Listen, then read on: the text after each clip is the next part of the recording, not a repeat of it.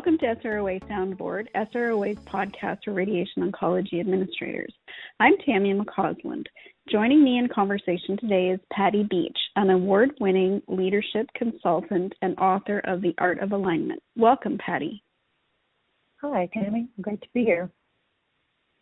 Can we start by having you tell our listeners about your background and how you came to be an expert in the art of alignment? Yeah, so I am a leadership development consultant, and I do executive coaching, leadership development for many organizations and businesses. I've been doing it for about, 25 years or so now. I have a master's in organizational development and trained as a professional coach. And how I came about doing this, I actually started my career as a geoscientist and worked in oil and gas. And as a woman starting in geology back in the late 80s, I found that a lot of the approaches that I was working with within the oil and gas and the oil patch were just more masculine than I preferred. I felt like it was important to incorporate in some of the more archetypally feminine type of competencies.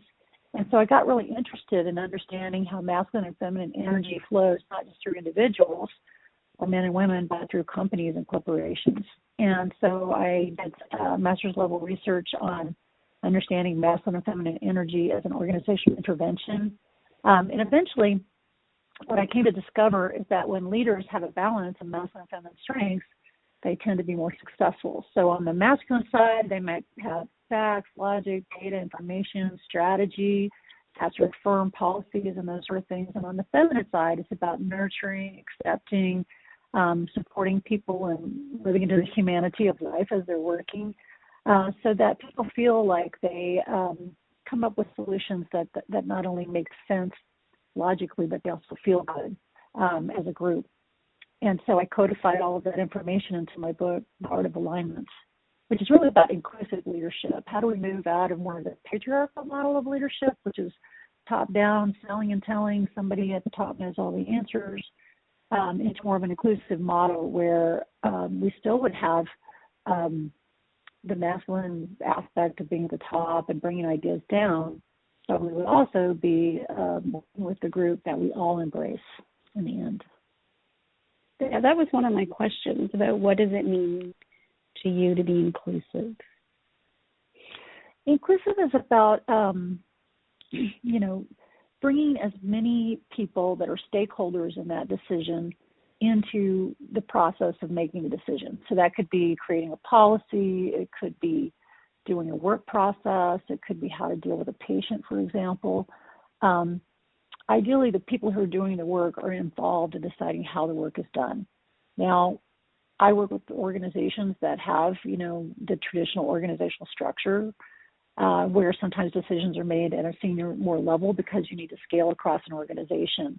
But whether you make that decision in an authoritative manner, maybe leave it up to the person in power authority to make that decision, ideally they're getting feedback from all the players involved as they're making that decision. They're not doing it in a vacuum or in, just based on what happens in the ivory tower, so to speak, but really getting people giving feedback on what's working, what's not working, so that they're empowered to do the work the way that makes sense for the people that are, whether they're in the C-suite or the main street, that they have some say in how the work is done.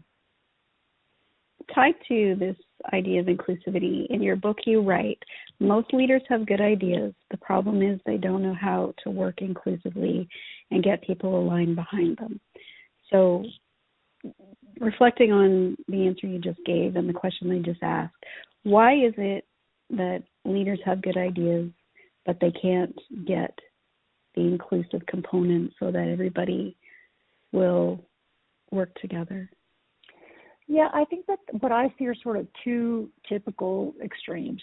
So one extreme is a leader that is bringing an idea to the table, but they're really just trying to convince people of their idea. They don't really leave room for that idea to be approved upon or modified by the people who are carrying it out. So it's kind of like the my way or the highway would be an extreme of that kind of expression motto of a person like that. A lot of times people do that because it's efficient. Like, I'm going to, decide what's going to happen, tell you what to do. You're going to carry it out like a pair of hands, an extension of me. So sometimes that happens is leaders just too locked out on their own ideas. They don't take the time and energy to share it with other people, and they just send it out by email or by edict or by mandate. So the other extreme is a leader that wants to involve a lot of people, but they just go round and round the tree. They talk about it and they can't find a way to satisfy everyone. So they just kind of leave it open-ended, or they kick the decision down the road, and it takes a while for the information to come together. So with my 4 steps and 5 C's alignment process, it creates a very efficient way for leaders to involve people in dialogue about decisions being made. And the leader can reserve the right to make that decision for themselves. They still have the dialogue. They still understand where people like the idea or don't like the idea. Or they can delegate the decision to a group, for example, and say, okay, I'm going to commission you all as a group to go off and study this and make this decision. Here's the criteria I have. And when you all are satisfied, then, give me what you've come up with. And still reserving the right to maybe veto what that group comes up with.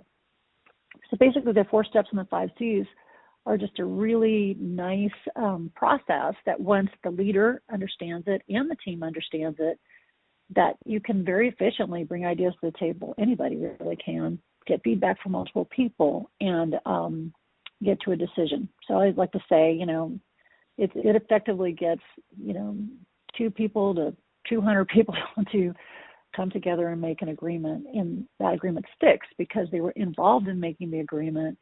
Then they're more likely to comply with it because they got a chance to express their misgivings or give better ideas so that the idea fits the people who have to actually carry it out. And often ideas actually don't come from leaders. They come from the bottom up rather than the top down. So how can leaders create alignment in those circumstances? Yeah. Well, in my book, I actually have a chapter devoted to that. So there are 3 kinds of alignment. There's top-down alignment, where you have power and authority, and you're trying to get people below you in the structure to do things, and that's the traditional alignment style. There's bottom-up alignment, where I don't have power and authority, but I need to convince someone senior to me maybe to bring resources, or maybe their peers or people who don't report to me to do something. And then there's also sideways alignment. You see that, for example, in boards where no one has power over another person. They're all just volunteers that are working on a project together. So, even if I'm the chairman of the board, I can't necessarily make you do something if I'm not paying your salary and things like that. So each chapter has nuances about how to do that effectively. Specifically for bottom-up people, it's about understanding where there's readiness for change, and if you're bringing a new idea, how do you create readiness for change? So there's a whole, chapter basically that describes different ways that people lower in the structure can bring ideas up the food chain to senior leaders to get them adopted. There's also information about, for senior leaders, how to be more receptive to those ideas. So what we like to see is when we have an organization where people have alignment skills, whether they're at the top, the bottom, or the middle of the organization, that you see it become a self-aligning organization, that no matter where a good idea comes, it can go up, down, or across the organization. And those agreements are made until, if something new comes along, then we have to do it again. But basically it just becomes a competency that lays in the organization. So it can always align and realign. Like what we're seeing right now with COVID, people are having to realign every other day. Are we coming to the office? We're not coming to the office. What protocols are we going to follow? How are we going to handle these mandates coming from the government, et cetera? So there's a lot of alignment and realignment happening right now. And you mentioned realignment. How does realignment work? Well, in my in my process, there's these 4 steps, like propose, probe, repropose, close. So once you close, you have the decision documented. Ideally, it's written down a couple of bullet points and distributed by email or put on SharePoint or however people have access to that. So there's lots of ways you can share information these days that help people stay on the same page. But, as soon as something's decided, something new may happen, right? So we now need a new realignment. So basically we bring up the last proposal that we had, tweak it, and it becomes a reproposal. Then we go through the last steps of alignment of reproposing, probing for people's opinion, and then closing. So it's just it's a process. It's could be a one and done because you're making a decision and you don't have to revisit it, or it may be something that's living live and it's like, this is our decision for now. We're going to revisit it in January, or when something new comes up from whatever factors are happening in the environment.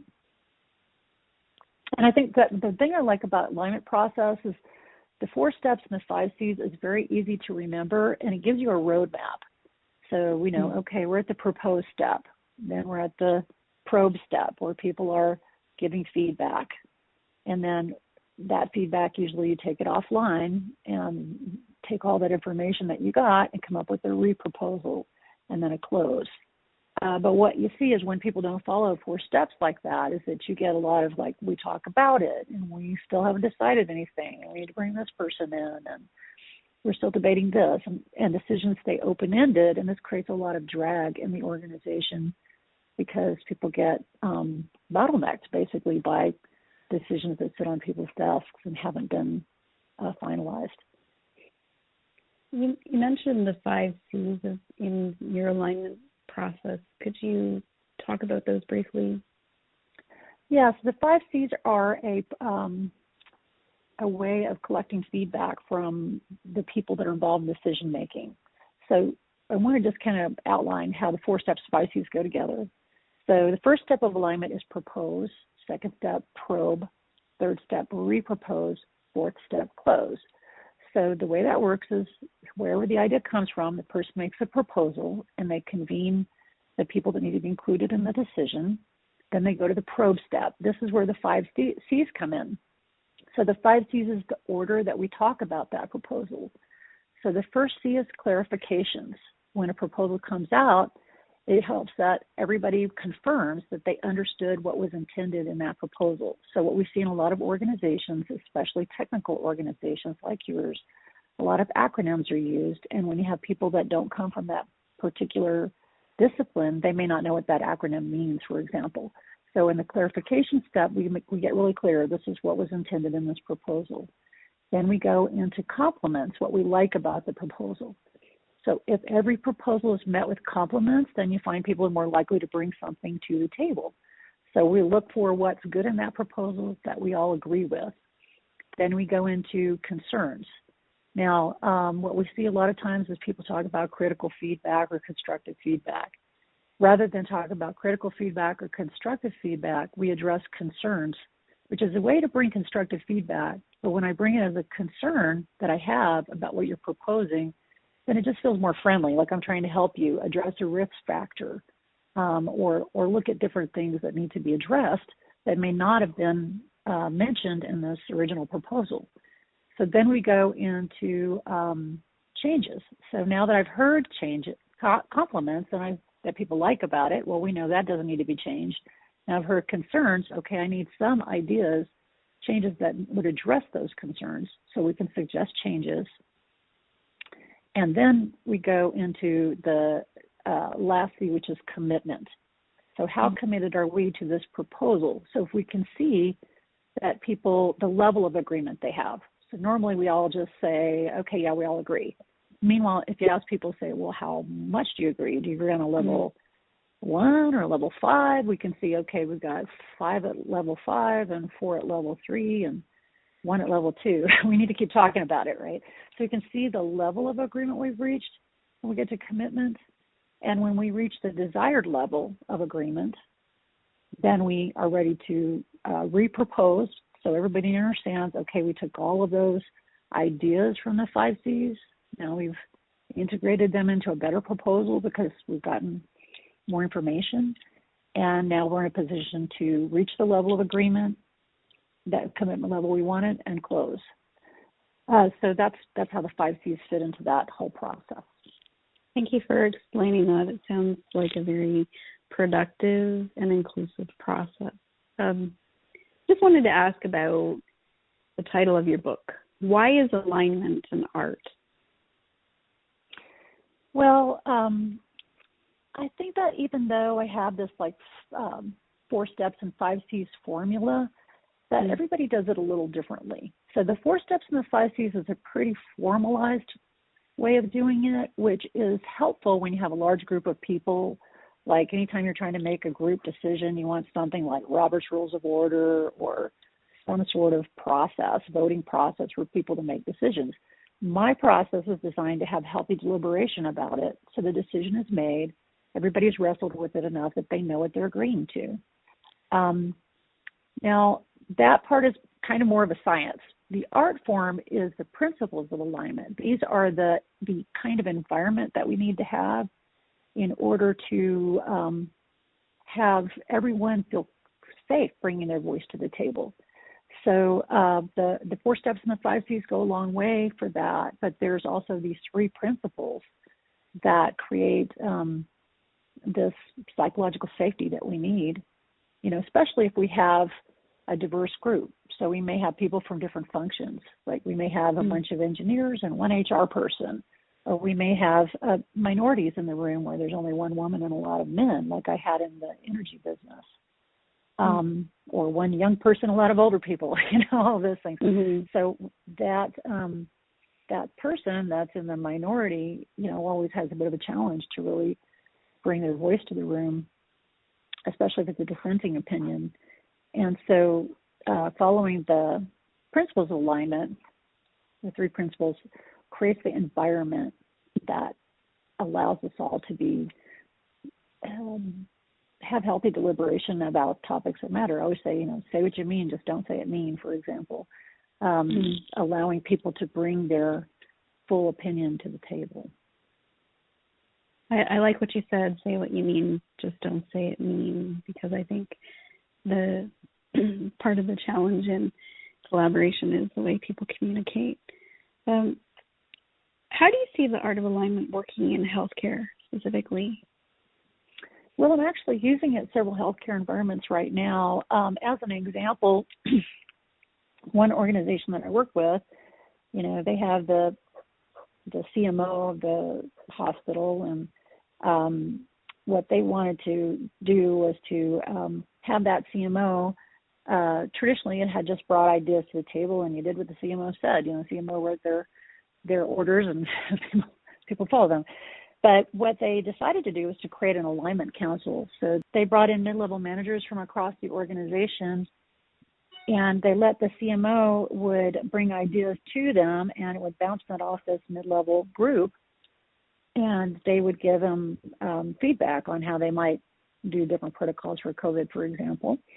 And then the CMO would make their decision. So the decision wouldn't be made in a vacuum; it would be made more in agreement with these, with the feedback of these mid-level managers.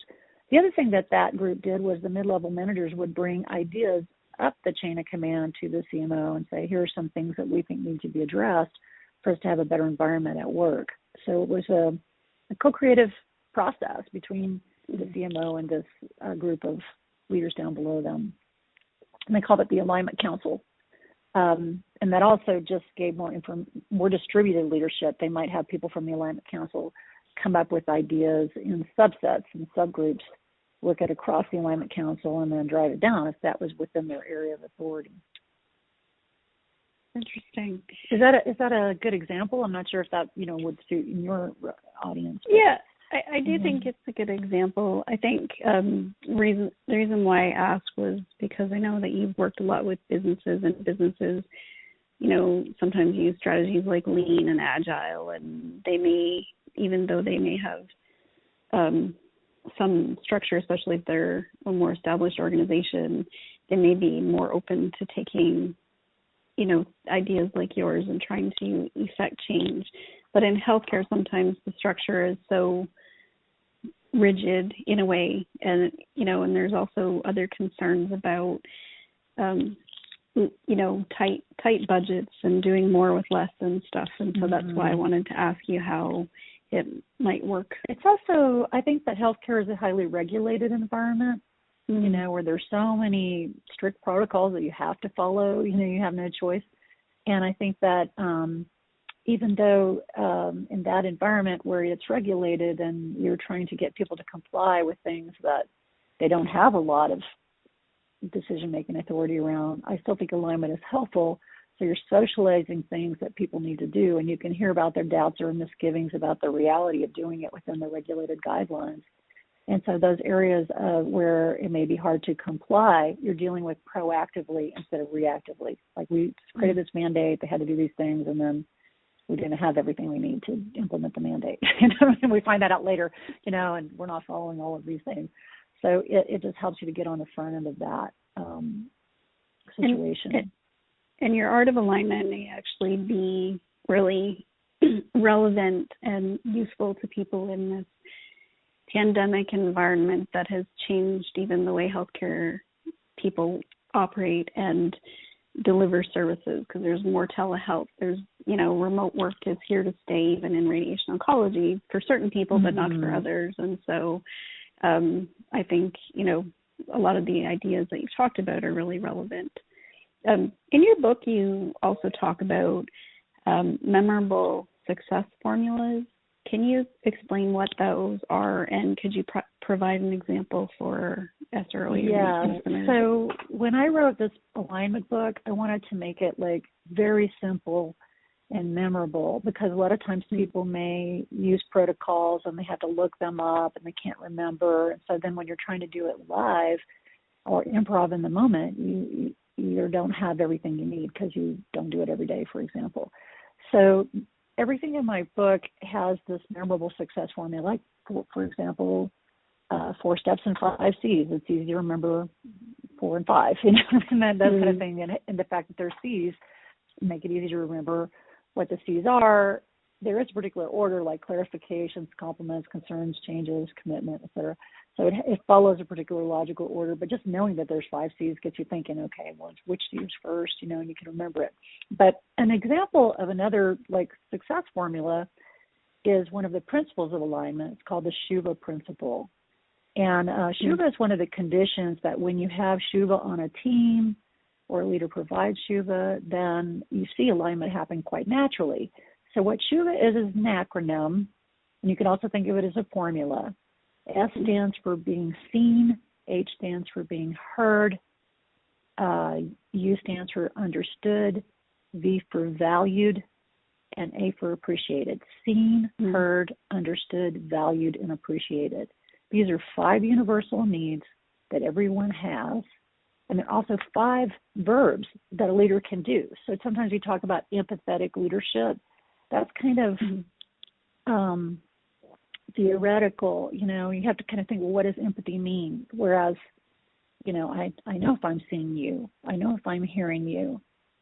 Now we get to understanding. It's a little bit more esoteric, but, for the most place, I know either I got you or I didn't get you. And then valuing, did I actually allow your opinion to inform my opinion? When I value you, I consider what you have to say seriously, and I don't just dismiss you offhand. And then when I appreciate you, whether I agree with you or not, I'm able to let you know that I'm glad we're in relationship together, working through this or working together.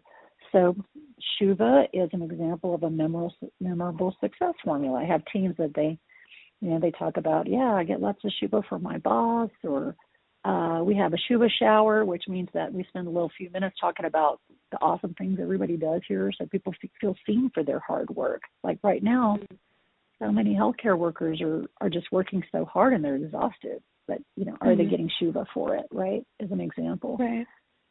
So anybody can work. I can work my fingers to bone if I'm getting SHUVA.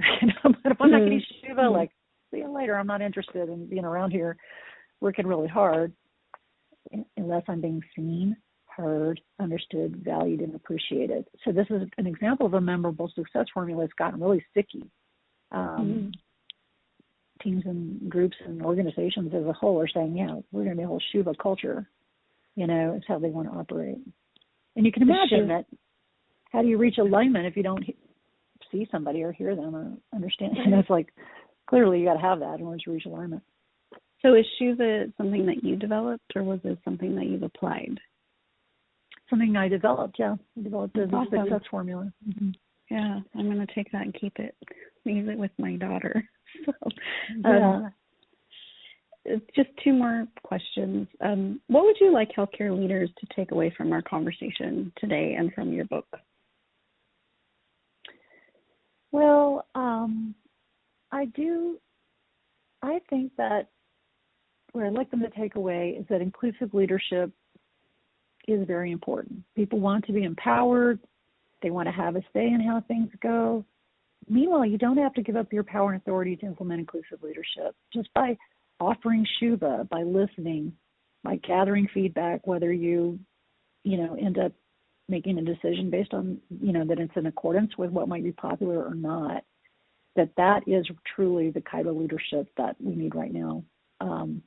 We always needed it, but there's more call for it now than ever, and it will enhance your leadership significantly, because instead of making decisions and having to use carrots and sticks to get people to do it, they're involved in that decision. It becomes their decision, and then it's so much easier for them to implement it because they know what they're doing and why, and they care because it's part of what they are creating in the work environment.